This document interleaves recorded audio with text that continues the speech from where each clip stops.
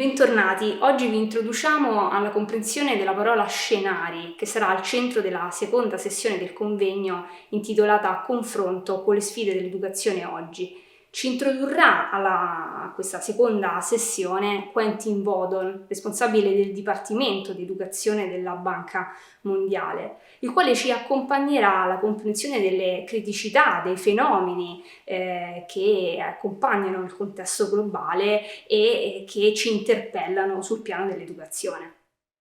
Che mondo è quello di oggi? Good morning, good afternoon, or good evening. Your question is very broad. In what world do we live? We live in a world that is becoming more polarized, more violent. Some of the wars and the refugee crisis that is ensuing are some of the examples of those trends. We had a lot of progress in the world for many decades, and I think that many people are worried that we may transition to a new phase.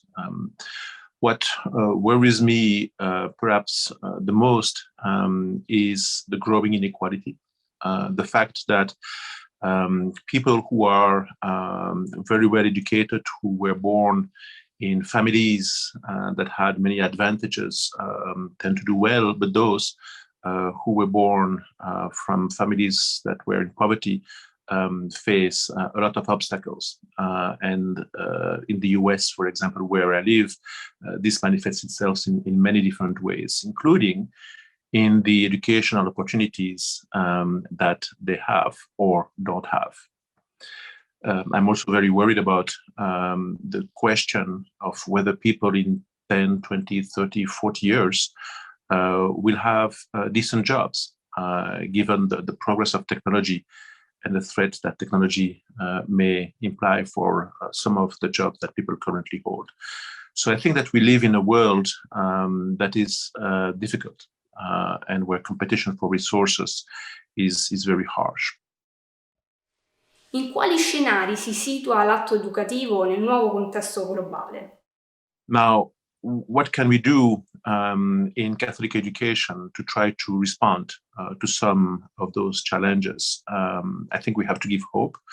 I think we have to really equip students with the skills that they will need, including the skills in the labor market.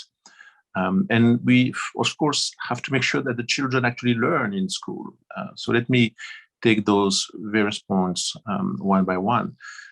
Learning in school, I work at the World Bank, and the data that we have suggests that in low and middle income countries, between 5 and 6 children in every 10 children are actually not able to read and understand a text that is appropriate for their age. We call that learning poverty.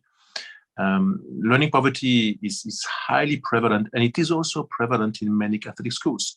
Even if Catholic schools do a little bit better in terms of teaching the fundamentals, many children in Catholic schools as well are not learning enough. And so we first need to make sure that the children do learn.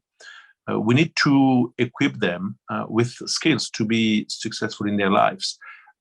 This means that we need to emphasize, for example, social-emotional skills much more than we used to. And then we need to provide hope. And I think that beyond what you learn in school that is related to the fundamentals, or what you learn that is useful for progressing to secondary education or maybe to college or to get a good job, I think the school is one of the most important ways that we can help children to live with one another. And there are some beautiful examples of things happening in Catholic schools and also, of course, in other schools that help people, students, live together, and that can also help later on for solving some of the major crises that the world confronts. And if I have just one more minute, I will give you one example. It is a priest in Burkina Faso, and he created a new school. It's a secondary school about 10 years ago. I mean, the school does very, very well. So the students are really successful. But what I find more interesting is that the school is actually located in an area where a large part of the population is Muslim.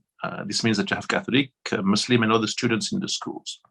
And what he did is a series of very simple steps so that all children would be able to practice their faith and deepen their faith, or those who do not have a faith, that's fine too, but in the respect for the other. And so, for example, the Christian schools would give a message to encourage the Muslim schools for Ramadan, and the Muslim schools would give a message to encourage the Christian schools for the period of Lent or for Christmas. And I find that very, very interesting, the way he created this respect for the other in the schools. And I know that in Catholic education, this is often emphasized. I think we need to emphasize it probably even more. Let me conclude. We need to make sure that the children actually learn the fundamentals. We need to equip them with the skills that they will need to be successful in life. And then we also need to help them learn the value of what we call in French fraternity and living together. So thank you so much.